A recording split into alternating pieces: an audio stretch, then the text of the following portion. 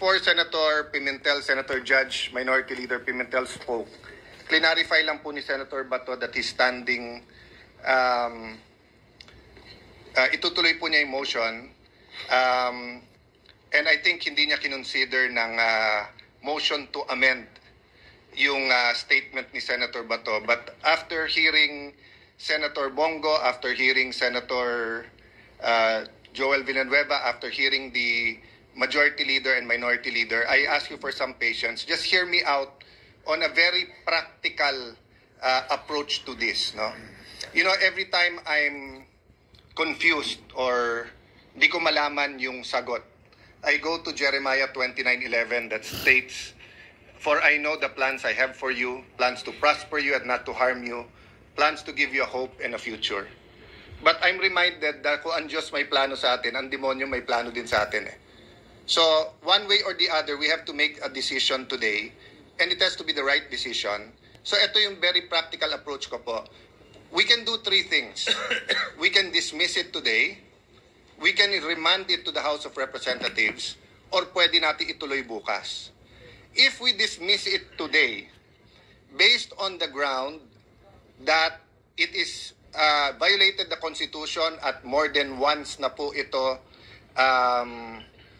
na-file in 1 year, we don't have enough time today to debate that.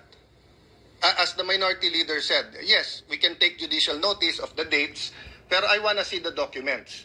Kailan ba talaga nag-file, sino, final, etc. So aabot tayo bukas and even tomorrow with 23 opinions dito. My point is, Mr. President, I cannot in conscience, as a lawyer and as a senator judge, just make that rash decision that it violated the 1 year. I mean, ngayon ko lang nalaman na pwede yan, or if we were thinking about it the last few days, pero ang Supreme Court nakailang araw na, nakailang linggo na, eh hindi rin nagdedesisyon pa. So, mabigat tong puntong ito.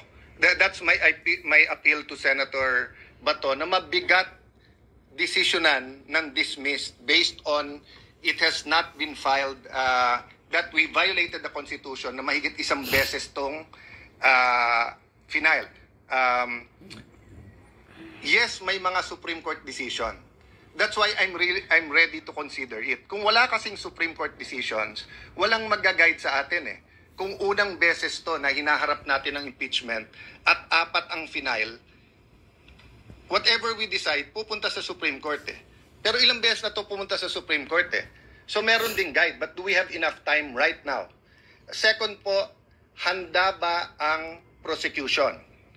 Ang makakasagot lang po nun, not even the re-elected prosecutors. Remember po, magkakaroon pa ho ng session sa umaga ng SONA sa July. At mag-e-elect pa ng speaker. And based on that, i-confirm pa nila kung itutuloy nila to o hindi. Of course, by all indications now, itutuloy. But why will I assume that? Why will I also assume na 4 yung final? Hindi ko nakikita pa yung lahat ng dokumento, pero lahat ng briefer nandito. Kung talagang kailangan mag-decide today, they give us a few minutes, we'll take judicial notice or ask our very able secretariat. No? The third is that hindi daw pwedeng tumulay sa 20th Congress.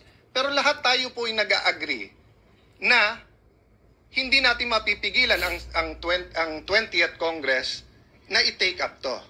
So, bibilisan ko na po ha. If we dismiss it today, pwede ba mag-file ng motion for reconsideration yung prosecutors? If yes, kailan nila ipapile to? Tomorrow. Kung hindi tomorrow, sa 20th na to. So, all the arguments na sinabi ni Senator Bato, totoo din, dun na yon. Okay. If ituloy naman natin tomorrow, babasahin yung articles, bibigyan ng 10 araw, mag-issue ng summons, bibigyan ng 10 araw na sumagot ang akusado or yung the Vice President has been impeached, and then pwede yung prosecutors 5 days, aabot na tayo ng June 30 nun, hindi pa nagko-convene ang 20th Congress until the day nung SONA. So, in both cases, dismissed or tuloy, dun pa rin tayo magharap eh. Ano po ang benefit ng pag-remand? Again, excuse me everyone sa legal, moral, because I only had a few minutes to think about this. Kung sana si Senator Bongo ang nagpa-amend, I was willing to listen. Pero hindi daw yon amendment at hindi tinanggap ni Senator Bato. So ako nag-move ngayon na i-consider ni Senator Bato, i-amend yung motion niya from dismissal to remanding. To remand. So I cannot move myself na i-remand because may pending motion now. But I can ask him to amend his motion. And why will remanding be in the interest of justice and consistent with our oath of political neutrality? Kasi ang mangyayari nito, hindi pa binabasa yung articles of impeachment bukas, babalik to sa House of Representatives. Hihingin natin ngayon na isa-certify nila na hindi nila violate yung one impeachment per year. Number two, by the time they answer sa 20th Congress, prosecutors na ng 20th Congress ang mag-a-affirm na interesado kami na itutuloy namin to. And by that time, the 12 senators po who have joined the 20th Congress will have the wherewithal and the say-so how to proceed. So, I'm just looking from it from a practical point of view. It might not sit well with my colleagues. If I wasn't a lawyer, perfect yung aking pong sinasabi. But being a lawyer, kailangan ko rin pag-isipan. Pero tignan nyo lang po from a practical point of view. Pag dinismiss natin to ngayon, maibabalik din nila, Senator Bato. I-file din nila. Pagka naman hindi natin dinismiss, doon din ang mangyayari. Pag niremand natin, may mangyayari.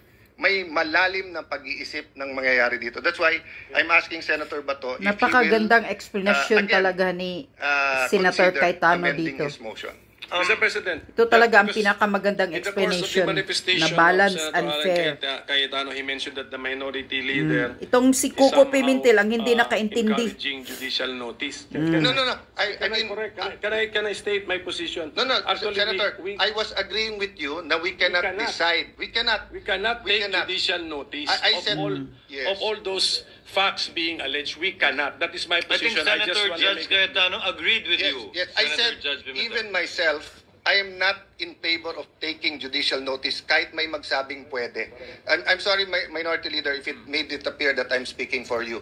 I'm agreeing with you na mahirap mag-decision ngayon on dismissal based on the grounds na binigay sa atin nila Senator Bato and Senator Bongo and our other colleagues. To clarify, before I recognize Imagine, Senator Bato, napakagandang explanation ni Senator Cayetano Chair, dito. as it understood, Napakatalino. the point raised by Senator Cayetano is that the basis of the two grounds raised by Senator Bato in seeking a dismissal Three grounds, Mr. Three grounds. Presiding. Cannot be taken judicial notice of by the court, and that these facts must be obtained, if at all, and or ascertained from the parties involved. In this case, the House prosecutors and the 19th Congress members who signed. That is the understanding of the chair with respect to the statement of Senator Cayetano. Senator Bato is recognized. Senator Judge Bato is recognized, rather. You may proceed, sir. Thank you, Mr. Presiding Officer. Before I comment on the manifestation of Senator Judge Alan Peter Cayetano, I just would like to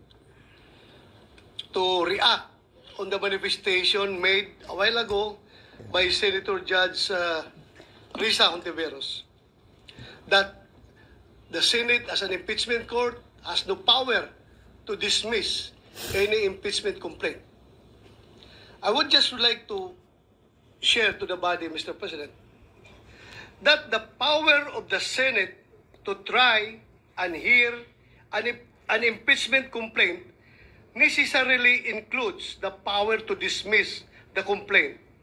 This is basic, that the grant of express powers includes the grant of incidental or necessary powers.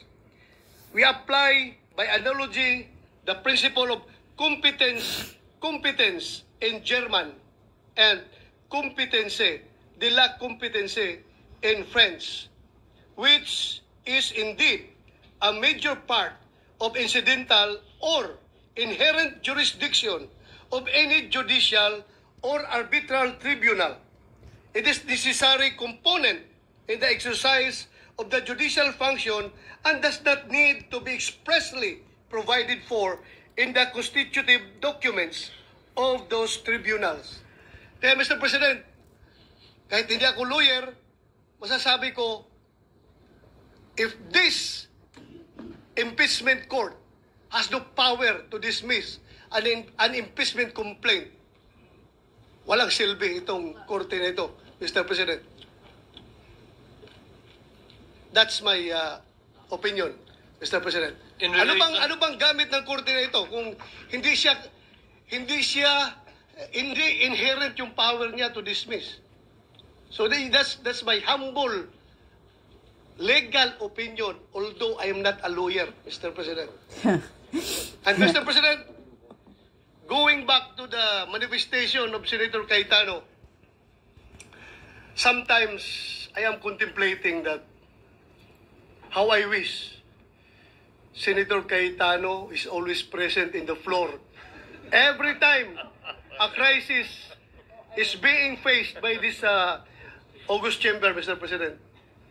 Because his ideas and his mere presence only correct. Can It's very good explanation talaga ni Senator Cayetano dito na maintindihan ng lahat. And hitting heads.